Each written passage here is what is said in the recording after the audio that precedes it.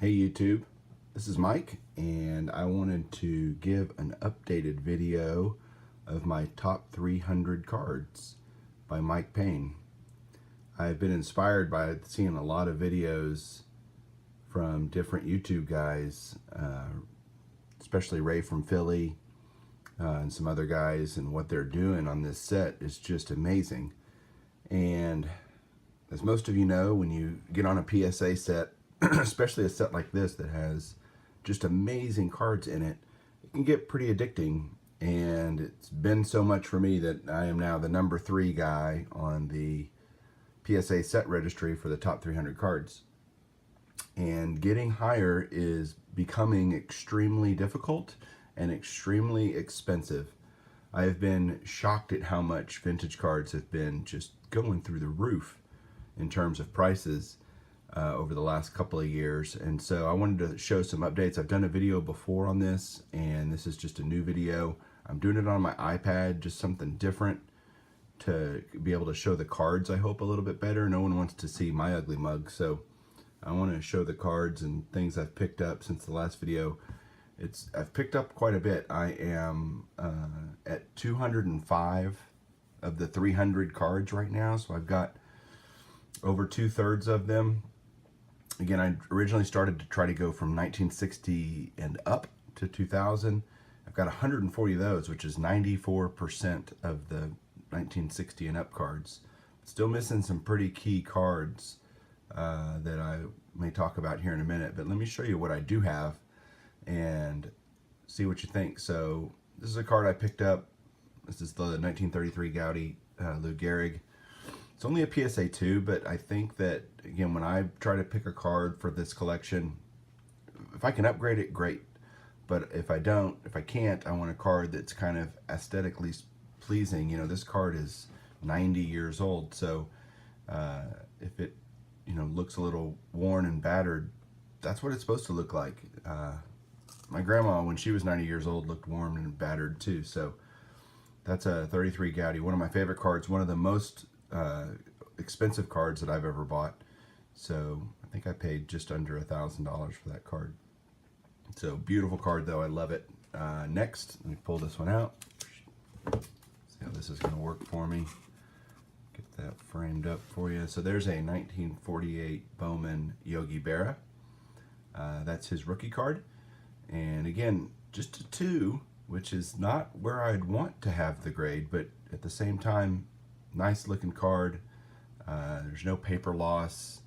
It's just a decent looking card for a card that, again, is 70 years old. So next, one of my favorite sets of all time, and never really knew how much I loved this set until I started doing the 300 Great Baseball cards. But 1953 Bowman color is stunning, and some amazing pictures, kind of full use of the frame of the card to put the picture on it. There's no wording to screw it up. It's just perfect.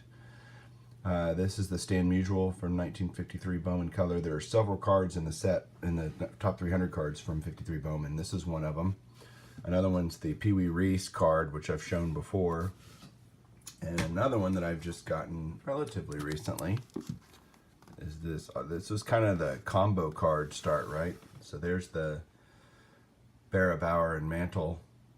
Mantle's barely in the picture. It's kind of funny. Yogi laughing like he normally does.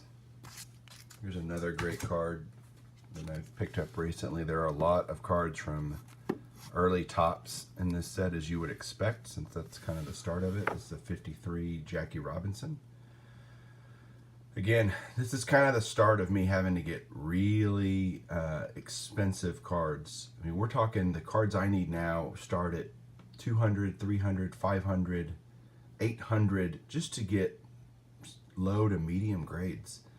It's getting pretty pricey, so I may have, it's going to slow down, obviously, but how much it's going to slow down, I'm just not sure. If I'm just watching all the time, looking for cards that I need. Luckily, there's less cards than I need, and so it's easier to look, but it's becoming harder and harder to find them at reasonable prices because of the surge in vintage recently. There's Jackie. so many awesome Hall of Famer rookie cards in the top 300. It's just fantastic. This is Al Kaline's rookie from 1954 Topps. It's a very good plus 3.5. It's a very pretty card, great color. Hard to see it maybe on the video, but it's got great color. So just love that card. Just got that pretty recently. Another recent pickup. Another great Hall of Famer. And another rookie card, and that's the 55 Topps Sandy Koufax. Again, a 3, centered nicely. Little surface issues with it. You know, I can see in the corners are certainly well-rounded. It's definitely a 3. But I just, again, the entry level for these cards is so high. You just gotta accept grade, unless you have unlimited funds, which I do not. You got to accept some grades that you would otherwise not want. We all want PSA 10s of the cards that we own, but that's just not possible. Hey, guess what? Another rookie card of another Hall of Famer, 1959 Topps, Bob Gibson. Again, a PSA 3. Not the greatest of centering on this card, but just weird. It's pink. I mean, that's just strange, but there it is. Another Hall of Famer, another rookie card. This time 67 Topps, Rod Carew with Hank Allen. You never knew Hank Allen would be so famous to be on Rod Carew's rookie card, but there it is, PSA 4. Again, very expensive card. And then some kooky stuff that I really love. What I love about this set a whole lot that Mike Payne did was, it's not just standard cards. It's got some really strange stuff in it. Kellogg's, and you know, he put some cards in there that pioneered the auto insert craze, the game used craze, of which none of those I have yet because they're so crazy expensive. But this is a 1970 Kellogg's Roberto Clemente. What's cool is some of the older cards, since they're kind of obscure, you can find in a good grade for a reasonable price. I still think I paid $30 or $40 for this card, but which you wouldn't think that a Kellogg's card would command that kind of value, but it is Roberto Clemente, and it's a near mint 8. So there it is.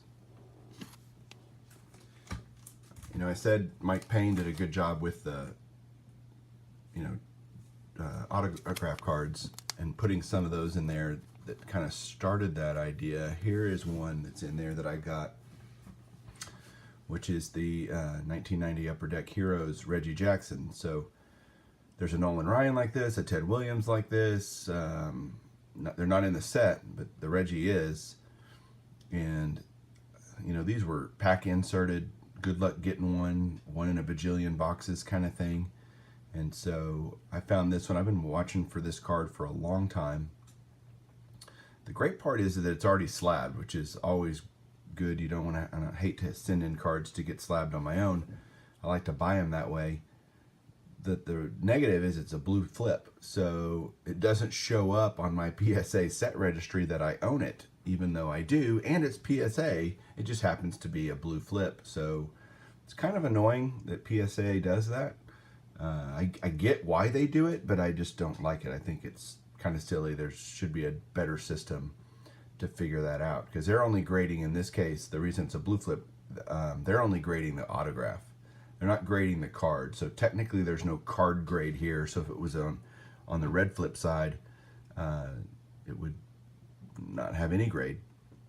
You know, they have gone to dual grading where they have a grade on the card and a grade on the autograph, but this one was done a while back under the old system. So, but I'm glad to own it.